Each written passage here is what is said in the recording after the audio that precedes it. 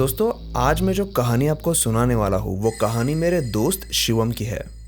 शिवम बचपन से ही पढ़ाई में काफ़ी तेज था और ऐसा नहीं कि सिर्फ पढ़ाई में बल्कि पढ़ाई के साथ साथ उसे बाकी चीज़ों में और खेल कूद में भी काफ़ी इंटरेस्ट था। कॉलेज में होने वाले हर एक कंपटीशन में वो हिस्सा लेता था। इस साल वो कॉलेज के लास्ट ईयर में था। दिसंबर का महीना था और कुछ ही दिनों में उनके कॉलेज में विंटर फेस्टिवल भी ऑर्गेनाइज किया जाने वाला था और उस फेस्टिवल को सिर्फ कुछ दिन ही बचे थे। उस फेस्टिवल की जो भी तैयारी थी वो हर साल की तरह इस साल भी कॉलेज के स्टूडेंट्स ही करने वाले थे और इसी सिलसिले में फाइन आर्ट्स कमेटी की एक मीटिंग शिवम के कॉलेज में आज होने वाली थी।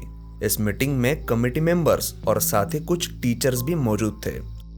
कमेटी में कुल 170 स्टूडेंट्स थे। मीटिंग पूरी हुई और हर बार की तरह इस बार भी टीचर्स ने स्टूडेंट्स के 4 ग्रुप बनाए और हर एक ग्रुप को अलग अलग जिम्मेदारी दी। हर ग्रुप में लगभग 40 से 45 स्टूडेंट्स थे। शिवम ने इसके पहले भी कॉलेज के कई सारे कल्चरल इवेंट्स में हिस्सा लिया था और उनमें अच्छा काम भी किया था, तो इसीलिए टीचर ने भी उसे ही उसके ग्रुप का मॉनिटर बनाया था। उसके ग्रुप में 30 से 32 लड़के थे और 7 से 8 लड़कियां थी। शिवम के ग्रुप पर कॉलेज कैंपस में बैनर लगाने की जिम्मेदारी सौंपी गई। शिवम का कॉलेज 5 मंजिला था और उसके कॉलेज का कैंपस भी काफ़ी बड़ा था, इसीलिए उनके पास दिन तो काफ़ी कम थे लेकिन काम काफ़ी ज़्यादा था। शिवम ने अपनी टीम के साथ डिस्कशन किया और हर एक टीम मेंबर को अपना काम सौंप दिया और दूसरे ही दिन से उन सभी ने अपने काम की शुरुआत की क्योंकि फेस्टिवल के लिए दिन काफ़ी कम बचे थे। हर एक ग्रुप को काम करने के लिए अलग अलग फ्लोर्स दिए गए थे, जैसे कि डांस और ड्रामा की प्रैक्टिस करने के लिए ग्राउंड फ्लोर का एक बड़ा सा हॉल दिया गया था। सिंगिंग के ग्रुप को फर्स्ट तो शिवम के ग्रुप को सेकंड फ्लोर दिया गया था। हर एक स्टूडेंट अपने ऊपर सौंपी गई जिम्मेदारी को निभाने में जुट गया। शिवम पार्ट टाइम जॉब भी करता था। जॉब के साथ साथ कॉलेज करने में तो उसे ज़्यादा दिक्कत नहीं हो रही थी, लेकिन अभी फेस्टिवल की प्रिपरेशन का काम काफ़ी ज़्यादा था, इसीलिए उस काम को पूरा करने के लिए वो ज़्यादा समय नहीं दे पा रहा था। अब विंटर फेस्टिवल सिर्फ 2 दिनों पर था, लेकिन शिवम के लिए एक अच्छी बात थी कि इन 2 दिनों में से एक दिन था संडे का और इस दिन उसके ऑफिस को छुट्टी थी। इसीलिए शिवम और उसके ग्रुप ने उन 2 दिनों में देर रात तक काम करने का प्लान किया और जैसा कि उनके ग्रुप के बीच तय हुआ था, शनिवार के दिन शिवम और उसके ग्रुप के सारे मेंबर्स कॉलेज में इकट्ठा हुए। शिवम और उसके दोस्त अपने साथ नाश्ता भी लेकर आए थे। सारे दोस्तों ने मिलकर इधर उधर की बातें करते हुए पहले नाश्ता किया और फिर अपने अपने काम में लग गए। शिवम के ग्रुप को छोड़कर बाकी जितने भी ग्रुप थे वो दिन भर अपना काम करते थे, तो इसीलिए अभी रात के इस वक्त पूरे कॉलेज में सिर्फ शिवम का ही अकेला ग्रुप मौजूद था। पूरा कॉलेज खाली था, इसलिए शिवम ने ग्राउंड फ्लोर के हॉल में ही अपना काम शुरू कर दिया। आज रात कुछ भी करके कॉलेज की बिल्डिंग के ऊपर लगाने वाले फ्लेक्स का काम उन्हें पूरा करना ही था। रात के 9 बजे थे और अभी सब लोगों को भूख लगी थी। उनके कॉलेज से थोड़ी ही दूरी पर एक छोटा लेकिन काफी अच्छा रेस्टोरेंट था। उन लोगों ने सोचा कि हम अभी जाएंगे, रेस्टोरेंट में खाना खाएंगे और फिर से वापस आकर अपने काम में लग जाएंगे। उनका कॉलेज मेन रोड से थोड़ा अंदर था और अभी रात का समय था और उनके साथ में लड़कियां भी थी, तो उन्होंने पैदल जाने के बदले बाइक्स पर जाना सही समझा क्योंकि उनके ग्रुप में लगभग हर एक के पास अपनी अपनी बाइक थी। सब लोगों ने खाना खाया और उसके बाद वो वापस कॉलेज लौटे और फिर से अपने काम में लग गए। रात के 10:30 बज चुके थे। उनके ग्रुप में जो लड़कियां थी उनके घर से कॉल आने शुरू हुए, इसलिए एक एक करके वो लड़कियां अपने घर चली गई। शिवम के ग्रुप में से कुछ लड़के कॉलेज से काफी दूर रहा करते थे, इसीलिए शिवम ने उन्हें भी घर जाने को कहा। कॉलेज में सिर्फ शिवम और उसके ग्रुप के 15-20 लड़के ही थे। अब रात के 11:30 बज गए। उनका फ्लेक्स अब लगभग बनकर तैयार ही था। हंसी मजाक में काम करते हुए रात के 11 साढ़े 11 कैसे बजे किसी को कुछ पता ही नहीं चला। जैसे ही उनका फ्लेक्स बनकर तैयार हुआ, उन्होंने सोचा कि आज टेरेस पर जाकर उस फ्लेक्स को दीवार पर टांग देते हैं और बाकी का काम कल करेंगे। शिवम और उसके साथ 2-3 लड़के उस फ्लेक्स को लेकर टेरेस पर गए और बाकी के लड़के नीचे रुके। चारों तरफ काफी शांति थी और वैसे भी ये कॉलेज मेन रोड से बहुत अंदर था, तो इसीलिए इस तरफ कॉलेज स्टूडेंट्स के अलावा कोई नहीं आता था।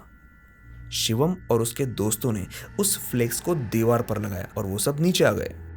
नीचे आने के बाद शिवम के ध्यान में आया कि वो सारे फ्लोर्स के लाइट्स बंद करना ही भूल गया था। शिवम ने इधर उधर देखा, उसे सिक्योरिटी गार्ड कहीं पर नजर नहीं आया, तो उसने अपने दोस्त राहुल और अमित को ऊपर जाकर लाइट्स बंद करने को कहा। पहले तो उन्होंने जाने के लिए मना किया क्योंकि देर बहुत हो चुकी थी और अभी सब लड़कों को अपने घर जाने की जल्दी थी। लेकिन फिर शिवम और ग्रुप के बाकी मेंबर्स के कहने पर राहुल और अमित मान गए। अब रात के करीब 12 बज चुके थे। दिन भर जिस कॉलेज में काफी भीड़ होती है, शोर शराबा होता है, उसी कॉलेज में अभी डरावनी शांति थी। पूरे कॉलेज में एक अलग ही सन्नाटा था। उन दोनों ने फर्स्ट फ्लोर से लाइट बंद करना शुरू किया। हर फ्लोर पर 10 क्लासरूम थे। सीढ़ियां चढ़कर जाने के बाद 5 क्लासरूम दाईं तरफ और 5 क्लासरूम बाईं तरफ थी, और उसमें से जो 5वीं क्लासरूम थी वो एकदम आखिरी में और थोड़ी कोने में थी। और उसी क्लासरूम के बाजू में वो बोर्ड था जिस पर सारे क्लासरूम के स्विचेस थे। उन्होंने पहले 4 फ्लोर्स के लाइट फटाफट बंद कर दिए और अब वो 5वीं मंजिल की तरफ बढ़ने लगे। सीढ़ियां चढ़ते ही राहुल ने अमित से कहा, अमित क्या तुम्हें पता है, मेरे एक दोस्त ने मुझे कहा था कि हमारे कॉलेज की 5वीं मंजिल पर भूत है।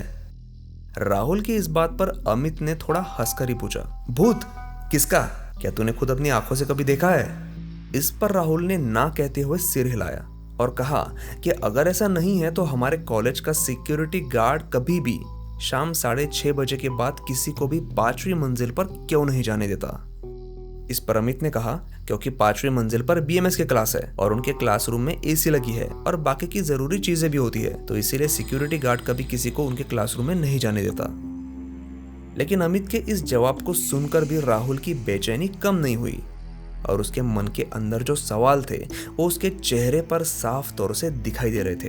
अमित ने राहुल के चेहरे को देखा और कहा, अरे भाई इतना मत सोच, हम आज के मॉडर्न वर्ल्ड में जीते हैं और आज के समय में भूत प्रेत ऐसी कोई भी चीजें नहीं होती है। इतने में राहुल और अमित 5वीं मंजिल पर पहुंचे। वो आपस में बातें कर ही रहे थे कि उन्हें अचानक ऐसे लगा कि उनके पीछे से कोई चल कर गया है। ये देखकर राहुल डर गया और उसने अमित से कहा, मैंने तुझे बोला था ना, यहाँ पर कुछ तो गड़बड़ जरूर है। चल यार जल्दी नीचे चल, लाइट्स ऑफ करने के लिए हम सिक्योरिटी गार्ड को ही बोलते हैं। अमित ने हंसकर और राहुल को चिढ़ाते हुए कहा, अबे तो कितना फट्टू है यार, बिल्ली होगी। अब ऊपर आ ही गए हैं तो लाइट्स ऑफ करके ही नीचे जाते हैं। राहुल तो अंदर से काफी डर गया था, लेकिन मजबूरी में उसे अमित के साथ जाना ही पड़ा। 5वीं मंजिल पर पहुंचने के बाद राहुल दाई तरफ के तो अमित बाई तरफ के स्विचेस बंद करने के लिए गया। राहुल का डरा हुआ चेहरा सोचकर ही अमित को काफी हंसी आ रही थी। वो हंसते हंसते ही स्विच बोर्ड की तरफ बढ़ रहा था। थोड़ी ही देर में वो कोने में मौजूद उस क्लासरूम के पास पहुंचा। उस क्लासरूम के ऊपर का लाइट तेजी से टिमटिमा रहा था। अमित ने महसूस किया कि आसपास की हवा अचानक ठंडी पड़ गई है और उसे काफी बदबू भी आने लगी थी, जैसे कि कोई जानवर कई दिनों से मरा पड़ा है। लेकिन फिर भी इन सारी चीजों पर ध्यान ना देते हुए उसने लाइट बंद करने के लिए अपना हाथ स्विच बोर्ड की तरफ बढ़ाया और अचानक उसे क्लासरूम के अंदर से दरवाजा खटखटाने की आवाज आई। अमित को तो पहले विश्वास ही नहीं हुआ। उसे पहले ऐसा लगा कि वो उसका भ्रम था, लेकिन जब दूसरी और तीसरी बार दरवाजे की आवाज आई तो उसे वो आवाज साफ तौर से सुनाई दे रही थी और ये आवाज उसी कोने में मौजूद क्लासरूम से आ रहा था जिसके बाजू में स्विच बोर्ड मौजूद था। लेकिन फिर भी अपने आप को समझाते हुए अमित ये मान रहा था कि तेज हवा की वजह से ही दरवाजा हिल रहा होगा और दरवाजे की आवाज आ रही होगी। ऐसा मानकर उसने दरवाजा बाहर से पकड़ लिया। थोड़ी देर अमित उस दरवाजे को पकड़कर ऐसे ही खड़ा रहा और कुछ देर बाद हवा भी शांत हुई और वो दरवाजे का आवाज भी बंद हो गया। अमित भी थोड़ा डर गया था, लेकिन फिर भी उसने फटाफट स्विच बंद किए और वो तेजी से सीढ़ियों की ओर बढ़ने लगा। इतने में उसे राहुल ने आवाज लगाई, अमित जल्दी आ जाओ, मैं सीढ़ियों के पास हूँ। पूरे कॉरिडोर में अंधेरा था, इसीलिए अमित ने अपनी जेब में से मोबाइल बाहर निकाला, उसकी टॉर्च शुरू की और वो राहुल की तरफ बढ़ने लगा। लेकिन जैसे ही वो सीढ़ियों के पास आया उसके पैरों तले की जमीन खिसक गई क्योंकि सीढ़ियों के पास कोई नहीं था। अमित को लगा कि उसे शायद फिर से भ्रम हुआ है, राहुल ने उसे आवाज दिया ही नहीं होगा। लेकिन इतने में उसे राहुल का आवाज फिर से सुनाई दिया। अमित इधर आओ, मैं यहाँ पर हूँ। अब यह आवाज़ सुनकर अमित का पूरा शरीर सुन्न पड़ गया था, क्योंकि यह आवाज़ उसी कोने के क्लासरूम के अंदर से आ रही थी जहाँ से अमित अभी अभी लाइट बंद करके आया था। अमित को पता चल गया था कि उसके साथ कुछ तो अजीबोगरीब हो रहा है, लेकिन फिर भी काफ़ी हिम्मत जुटाकर वो उस क्लासरूम की ओर बढ़ने लगा। वो उस दरवाजे के पास आया और उसने पूछा, राहुल तुम अंदर कैसे गए? तुम तो उस साइड गए थे ना, यहाँ पर कब आए? अंदर से कोई जवाब नहीं आया। अब अमित को डर लगने लगा था। उसने फिर से महसूस किया कि उसके आसपास की हवा काफ़ी ठंडी पड़ गई है, लेकिन इसके बावजूद उसे काफ़ी तेज पसीना आ रहा था। पसीने से वो पूरा लथपथ हो चुका था। उस समय आने वाली वो गंदी बदबू अभी फिर से तेज हो गई थी। अमित ने उस फ्लोर्स की लाइट ऑन करने की कोशिश की, लेकिन कितनी अजीब बात थी, सारे स्विचेस ऑन करने के बाद भी उस मंजिल का एक भी लाइट शुरू नहीं हो रहा था। इतने में अंदर से वो दरवाज़ा किसी ने जोर से खटखटाया। अमित ने बाहर से वो दरवाज़ा पकड़ लिया, लेकिन इस बार अंदर से कोई जोर से दरवाज़ा खींच रहा था, मानो वो दरवाज़ा तोड़ने की कोशिश कर रहा हो। अमित भी बाहर से उतनी ही कोशिश कर रहा था कि दरवाज़ा ना खुले। साथ में वो ये भी कह रहा था, राहुल तुम अंदर हो क्या? और ये क्या कर रहे हो? इतने में अमित के कंधे पर किसी ने पीछे से हाथ रखा। अमित अचानक पीछे मुड़ा और जो इंसान उसके सामने खड़ा था उसे देखकर उसकी रूह कांप गई। उसके सामने कोई और नहीं बल्कि राहुल ही खड़ा था। अमित क्या हुआ? तुम ठीक तो हो? और तुम्हें इतना पसीना क्यों आया है? तुमने थोड़ी देर पहले इसी क्लासरूम से मुझे आवाज़ दिया था ना? डरे हुए अमित ने राहुल से पूछा। तू पागल है क्या? तेरे सामने तो मैं उधर गया था ना लाइट्स बंद करने के लिए। मैं इधर कैसे आऊँगा, और वो भी इस बंद क्लासरूम के अंदर? तो तू इतनी देर कहाँ पर था? अमित ने राहुल से पूछा। मैं लाइट्स बंद करने के लिए ही गया था, लेकिन उतने में मेरे घर से कॉल आया। यहाँ पर रेंज नहीं थी तो मैंने सोचा कि नीचे के फ्लोर में जाकर बात करता हूँ, लेकिन बहुत देर हुई तू नीचे नहीं आया, इसीलिए तुझे देखने के लिए वापस मुझे ही ऊपर आना पड़ा। राहुल का ये जवाब सुनकर डर के मारे अमित की हालत खराब हो गई। अगर इतनी देर तू यहाँ पर नहीं था तो मुझे आवाज़ किसने दिया था? राहुल तू सही कह रहा था, इस फ्लोर पर ज़रूर कुछ तो है। चल यार, हमें जल्दी से नीचे जाना होगा। ये सुनकर राहुल को भी समझ में आ चुका था कि अमित के साथ ज़रूर कुछ ना कुछ तो अजीब घटना हुई है। दोनों भागते हुए नीचे के फ्लोर की तरफ बढ़ने लगे, लेकिन इस वक्त इस कोने के क्लासरूम का दरवाज़ा अंदर से किसी ने फिर से जोर से खटखटाया और दिमाग सुन्न करने वाली एक जोरदार चीख सुनाई दी। वो चीख सुनते ही राहुल और अमित अपनी सारी ताकत लगाकर जोर से भागने लगे, लेकिन राहुल के मोबाइल के टॉर्च को देखकर अमित को याद आया कि वो अपना मोबाइल ऊपर ही भूल गया था। लेकिन अब फिर से ऊपर जाने की हिम्मत कौन करेगा, इसलिए मोबाइल को छोड़ दोनों तेजी से नीचे उतरने लगे। लेकिन पहले ही उन्होंने नीचे के सारे फ्लोर्स के लाइट बंद कर दिए थे, तो इसीलिए अभी पूरे कॉलेज में सारे फ्लोर्स पर अंधेरा था और वहाँ वो सिर्फ दोनों ही थे। ऐसे तैसे करके वो ग्राउंड फ्लोर पर पहुंच गए और कॉलेज से बाहर निकल आए। नीचे बाकी सारे लोग उनका ही इंतजार कर रहे थे। उनके डरावने चेहरे देखकर सब लोग उन्हें तरह तरह के सवाल पूछने लगे, लेकिन फिर शिवम ने सबको चुप कराया, उन दोनों को पीने के लिए पानी दिया और फिर पूछा, क्या हुआ? तुम दोनों इतने घबराए हुए क्यों हो? शिवम, हमारे कॉलेज के 5वें फ्लोर पर भूत है। अमित की ये बात सुनकर उस ग्रुप में मौजूद सारे लोग हंसने लगे। शिवम ने अमित को शांत करते हुए बोला कि अरे यार, भूत जैसी कोई चीज नहीं होती है, ये सब हमारे मन का ही खेल होता है। तुमने ऊपर किसी को देखा क्या? शिवम के सवाल पर अमित ने ना कहते हुए सिर हिलाया। लेकिन फिर राहुल ने शिवम से कहा, अमित जो कह रहा है वो सच है। तुम्हें वो जोर की चीख सुनाई नहीं दी क्या? कौन सी चीख? हुआ क्या है? शिवम ने उन दोनों से फिर से पूछा। अमित ने शिवम को उसके साथ जो हादसा हुआ वो पूरा बताया। उसे सुनने के बाद शिवम ने कहा कि ठीक है, अभी हम सब लोग मिलकर उस क्लासरूम के पास जाते हैं, और वैसे भी तुम्हारा मोबाइल ऊपर ही है, हम उसे लेकर भी आते हैं। तुम जैसा कह रहे हो ऊपर वैसा कुछ है क्या, हमें ये भी पता चल जाएगा। सारे लड़के एक दूसरे की तरफ देख रहे थे। अमित और राहुल अभी भी गहरे सदमे में थे, लेकिन फिर भी शिवम की बात सबने मानी और वो लोग कॉलेज के अंदर दाखिल हुए। 5वें फ्लोर पर पहुंचने के बाद वो सबसे पहले उस रूम के पास गए जहां अमित के साथ वो रोंगटे खड़े कर देने वाला हादसा हुआ था। अमित ने देखा कि उसका फोन नीचे जमीन पर पड़ा है। उसने अपना फोन उठाया और वो थोड़ा सोच में पड़ गया। उसके फोन की स्क्रीन पूरी तरह से टूट चुकी थी, जबकि उसका फोन इतनी जोर से गिरा भी नहीं था। ये बात उसने सबको बताई। इस पर शिवम ने कहा, तुम्हें पक्का कुछ वहम हुआ होगा, क्योंकि ऐसा सच में अगर कुछ होता तो अब तक हमें भी समझ में आ चुका होता। देखो, सब तो नॉर्मल है। शिवम की बात को बीच में ही काटकर अमित बोला, Shivam please try to understand. इस फ्लोर पर सच में कुछ तो गड़बड़ जरूर है। मुझ पर यकीन नहीं होगा तो राहुल से पूछ। वहम अकेले को हो सकता है, हम दोनों को नहीं। और जैसा तुझे अभी हमारी बातों पर यकीन नहीं हो रहा है, ठीक वैसे ही मुझे भी राहुल की बातों पर यकीन नहीं हो रहा था। लेकिन कुछ देर पहले उन चीजों को मैंने खुद एक्सपीरियंस किया है। अगर तुम दोनों का यही मानना है तो मुझे भी देखना है कि इस फ्लोर पर है कौन। कल मैं अकेला इस फ्लोर पर इसी क्लासरूम के सामने हमारे प्रोजेक्ट का काम करूंगा। शिवम ने एक तरह से चैलेंज लिया था। शिवम यार नहीं, ऐसी बेवकूफ़ी मत कर। हम में से कोई अकेले इस फ्लोर पर ना आए, यही बेहतर होगा। अमित ने शिवम को बहुत समझाया, लेकिन अब उसका कोई फायदा नहीं था। शिवम एक तरह से ये चैलेंज ले चुका था कि उस फ्लोर पर जो कुछ भी है वो उसका पता लगा कर रहेगा। थोड़ी देर बाद सब नीचे आए। रात काफी हो चुकी थी। सबने अपनी बाइक निकाली और वो अपने अपने घर जाने लगे। शिवम अपनी बाइक पर बैठकर निकलने ही वाला था कि उसका ध्यान उस बैनर पर गया जो उसने और उसके दोस्तों ने कॉलेज की दीवार पर लगाया था। उस बैनर की तरफ देखते हुए उसने अमित से कहा, बैनर काफी अच्छा बना है ना अमित?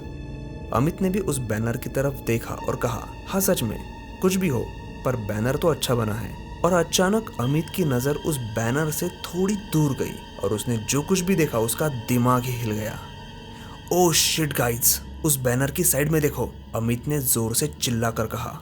सब लोगों ने उस तरफ देखा और सब लोगों की आंखें फटी की फटी रह गई। जो लाइट्स नीचे आने से पहले खुद शिवम ने बंद किए थे, वो सारे फ्लोर के लाइट्स अपने आप फिर से चालू हो चुके थे। शिवम, अब तो हमारी बातों पर यकीन करोगे कि नहीं? अमित ने पूछा। अरे अमित, अब तो तुम्हें सारी चीजों में भूत दिखने लगा है। सिक्योरिटी गार्ड ने चालू किए होंगे। ऐसा कहकर एक बार शिवम ने अमित की बातों को नजरअंदाज किया और सब लोग अपने अपने घर निकल गए। दूसरे दिन जैसा कि शिवम ने चैलेंज लिया था, वो अपने प्रोजेक्ट का काम लेकर कॉलेज के उस कमरे के पास पहुंचा। एक डेस्क और बेंच लेकर वो वहां पर बैठ गया। रात के करीब 10:30 बज चुके थे।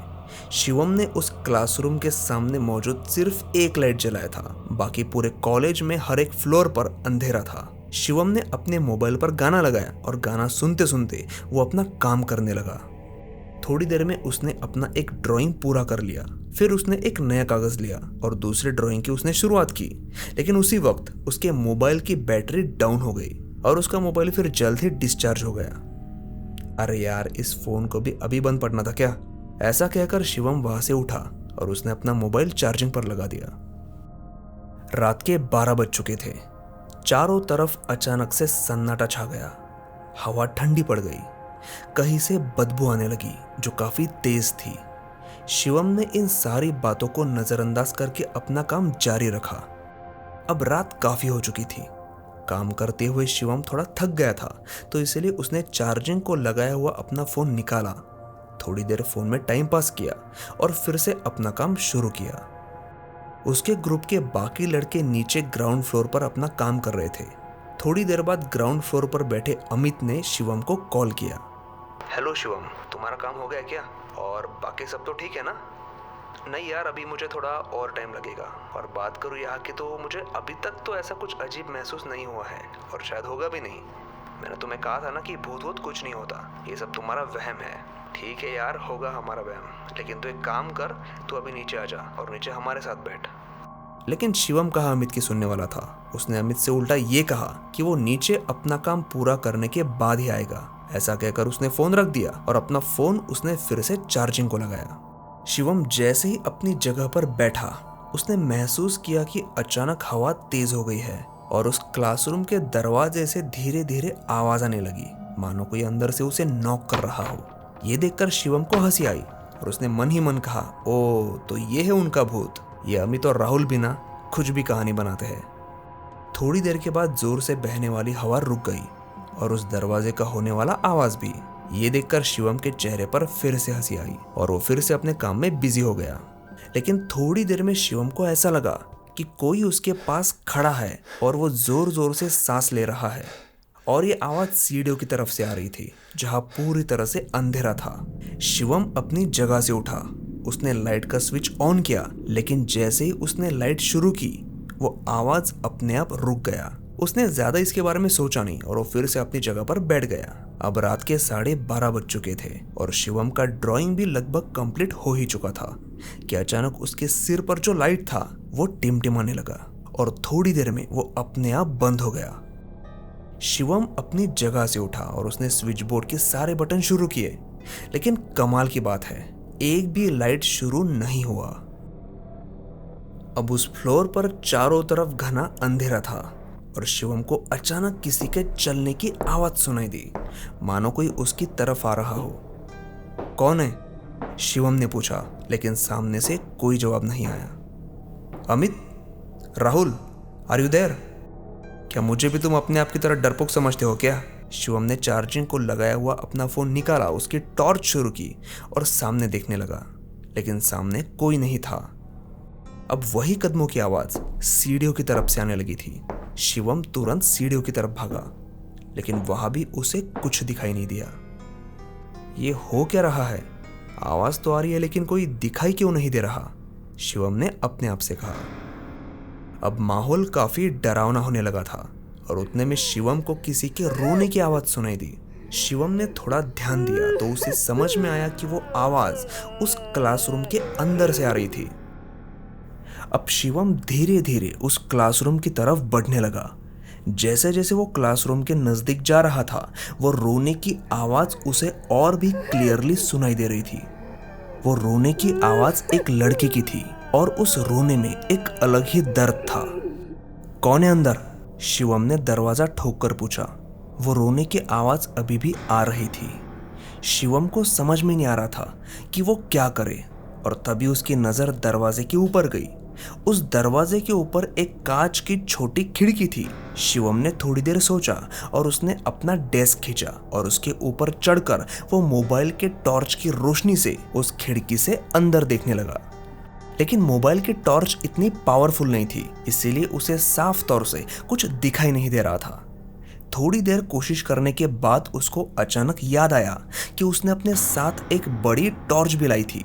वो नीचे उतरा, उसने बैग से अपनी टॉर्च निकाली और वो फिर से उस खिड़की से अंदर झांकने लगा। उस टॉर्च की रोशनी काफी तेज थी। उसने क्लासरूम के एक कोने से दूसरे कोने की तरफ रोशनी के सहारे देखना शुरू किया, लेकिन उसे अंदर कुछ नहीं दिखा। लेकिन उसे एक बात समझ में आई कि उस कमरे में मौजूद पंखा धीरे धीरे घूम रहा था। उसने टॉर्च की रोशनी पंखे की तरफ घुमाई और जो मंजर उसकी आंखों ने देखा वो देखकर उसके होश ही उड़ गए। पंखे के पास वाली दीवार पर उसे एक परछाई दिखाई दी, फांसी लेकर लटकी हुई औरत की परछाई। ये भयानक मंजर देखकर शिवम का दिमाग सुन्न पड़ गया। उसे अचानक पसीना आने लगा और उतने में उसकी टॉर्च बंद हो गई और कानों के पर्दे फट जाए इतनी जोर से उसे एक चीख सुनाई दी। उसे समझ में आ गया था कि थोड़ी भी देर अगर वो वहां पर रुका तो उसके साथ कुछ भी हो सकता है। इसलिए वो वहां से भाग निकला, लेकिन चारों तरफ अंधेरा इतना था कि उसे कुछ भी दिखाई नहीं दे रहा था। और तो और नीचे के चारों फ्लोर पर भी काफी घना अंधेरा था, इसीलिए गिरते लड़खड़ाते हुए वो नीचे की ओर भाग रहा था। थोड़ी देर के बाद वो आखिर ग्राउंड फ्लोर तक पहुंच गया। शिवम की ये हालत देखकर अमित समझ चुका था कि उसके साथ क्या हुआ है। सब लोग उसके पास आए, उसको पानी पिलाया। शिवम, मैंने तुम्हें कहा था ना कि ऊपर मत जाओ, लेकिन तुमने हमारी एक नहीं सुनी, अमित ने थोड़े गुस्से में ही कहा। अमित, सॉरी यार, but you both where right. उस फ्लोर पर, उस क्लासरूम में जरूर कुछ है। इन सारे लड़कों को एक साथ देखकर कॉलेज का सिक्योरिटी गार्ड वहां पर पहुंचा। सिक्योरिटी गार्ड ने जब शिवम की हालत देखी तो उसने शिवम और उसके दोस्तों से सवाल पूछने शुरू किए। शुरुआत में तो शिवम ने सिक्योरिटी गार्ड को कुछ नहीं बताया, लेकिन फिर उसने धीरे धीरे उस गार्ड को वो सब कुछ बता दिया जो उसके साथ हुआ था। और वो सब सुनकर सिक्योरिटी गार्ड थोड़े गुस्से में ही बोला, अरे बेवकूफो, तुम्हें किसने बोला था ऊपर जाने के लिए? तुम्हारा नसीब अच्छा था कि आज तुम बच गए। मैं क्या पागल हूं जो उस फ्लोर पर शाम के बाद किसी को नहीं जाने देता? Uncle, I am so sorry, मुझे ऐसा लगा कि ये सब झूठ बोल रहे हैं, और वैसे भी भूत प्रेत इन सारी चीजों में मेरा कोई विश्वास नहीं था, शिवम ने कहा। लेकिन आखिर उस फ्लोर पर ऐसा क्या हुआ था, आपको कुछ पता है? अमित ने सिक्योरिटी गार्ड से पूछा। गार्ड ने पहले कुछ नहीं बताया, वो यही कहता रहा कि उसे कुछ नहीं पता। लेकिन जब सब लड़कों ने उसे कई बार पूछा तो वो बताने के लिए तैयार हुआ। ठीक है, बताता हूँ, लेकिन अगर ये बात आप बाहर किसी को नहीं बताओगे तो ही। सब लड़कों ने प्रॉमिस किया कि वो इस बारे में बाहर किसी को कुछ नहीं बताएंगे। और फिर सिक्योरिटी गार्ड ने उन्हीं के कॉलेज का उनसे ही छुपाया हुआ एक ऐसा सच बताया जो आज तक किसी को पता नहीं था।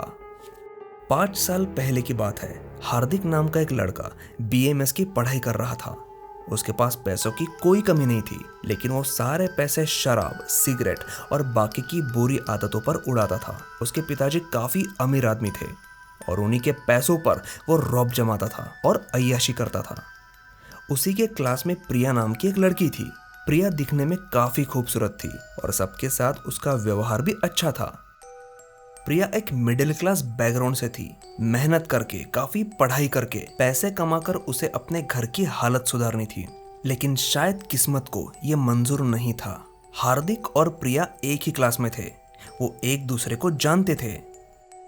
प्रिया की पर्सनैलिटी और स्वभाव तो ऐसा था कि उसे सभी पसंद करते थे, लेकिन हार्दिक उसे कुछ ज्यादा ही पसंद करने लगा था। लेकिन प्रिया को अपने दोस्तों से हार्दिक की बुरी आदतों के बारे में पता था, इसलिए प्रिया उसे सिर्फ अपना एक क्लासमेट ही मानती थी। बाकी उसके दिल में हार्दिक के लिए कोई फीलिंग नहीं थी। एक दिन हार्दिक ने शराब पीकर पूरे कॉलेज के सामने प्रिया का हाथ पकड़ा था। तब प्रिया ने गुस्सा होकर हार्दिक को जोरदार चाटा मारा था। हार्दिक की पूरे कॉलेज के सामने बेइज्जती हुई थी और उसी बात का गुस्सा हार्दिक के दिल में था। उनके क्लास में करिश्मा नाम की भी एक लड़की थी जो उन दोनों की कॉमन फ्रेंड थी। एक दिन हार्दिक ने करिश्मा से रिक्वेस्ट की कि वो कुछ भी करके एक बार प्रिया को लेकर आए। वो प्रिया से आखिरी बार मिलना चाहता है। करिश्मा ने उसकी बातों पर विश्वास किया और अगले दिन आखिरी लेक्चर खत्म होने के बाद प्रिया को क्लास में ही उसने रोक कर रखा। प्रिया को पहले कुछ समझ में नहीं आया, लेकिन फिर जैसे ही हार्दिक उसके सामने आया, प्रिया समझ गई थी कि ये सब हार्दिक के कहने पर ही हुआ है। उतने में करिश्मा को किसी का कॉल आया और वो क्लासरूम के बाहर चली गई। हार्दिक ने प्रिया को मनाना शुरू किया। वो उसे कहने लगा कि वो उससे बहुत प्यार करता है, वो उसे छोड़कर किसी और से प्यार कर ही नहीं सकता। लेकिन प्रिया ने उसकी एक नहीं सुनी और वो वहां से जाने लगी। पिछली बार का गुस्सा हार्दिक के मन में था ही, और आज भी प्रिया का उसे इग्नोर करना उसे बहुत बुरा लगा। गुस्से में उसने प्रिया का गला दबाया और वो किसी को आवाज ना दे, इसलिए उसका मुंह भी उसने बंद किया। प्रिया ने अपने आप को बचाने की काफी कोशिश की, लेकिन हार्दिक के गुस्से के आगे उसकी एक ना चली और थोड़ी ही देर में उसने अपना दम तोड़ दिया। इतनी देर में करिश्मा भी वहां पर पहुंची। सामने पड़ी प्रिया की लाश देखकर वो डर गई। वो कुछ बोले इसके पहले हार्दिक ने उसको धमकी दी कि अगर इसके बारे में वो कहीं पर अपना मुंह खोलेगी तो हार्दिक उसके अफेयर के बारे में उसके घर वालों को बता देगा। इसके बाद हार्दिक ने करिश्मा की ही मदद से प्रिया की बॉडी को दुपट्टे से बांधकर पंखे से लटका दिया, ताकि देखने वालों को ये हत्या नहीं, आत्महत्या लगे। पूरी रात प्रिया का शरीर उस क्लासरूम में पंखे से लटका रहा। दूसरे दिन ये बात सामने आई। सभी को पता था कि उसे किसने मारा है और उसके खिलाफ पुलिस को सबूत भी मिले, लेकिन हार्दिक के पिताजी की पहुंच काफी ऊपर तक थी, इसीलिए उन्होंने पैसे खिलाकर सब लोगों का मुंह बंद कर दिया और मामले को दबा दिया। सिक्योरिटी गार्ड ने आगे शिवम से ये भी कहा कि आज उसकी जान जरूर किसी दैवी शक्ति ने बचाई है, वरना आज उसका बचना नामुमकिन था। और तब शिवम को याद आया कि वो एक दिन पहले ही हनुमान जी के मंदिर में गया था और वहां के पुजारी ने उसके हाथ में एक पवित्र धागा बांधा था। उसने मन ही मन हनुमान जी के आभार व्यक्त किए और फिर वो सारे लड़के अपने अपने घर चले गए, अपने मन में हमेशा हमेशा के लिए उस घटना की याद लेकर। तो दोस्तों, ये थी आज की कहानी। आपको कैसी लगी मुझे कमेंट करके जरूर बताइए, और अगर अच्छी लगी हो तो प्लीज इसे लाइक करना बिल्कुल ना भूले। मैं मिलता हूँ आपसे अगले एपिसोड में ऐसी ही हैरत अंगेज कहानी लेकर।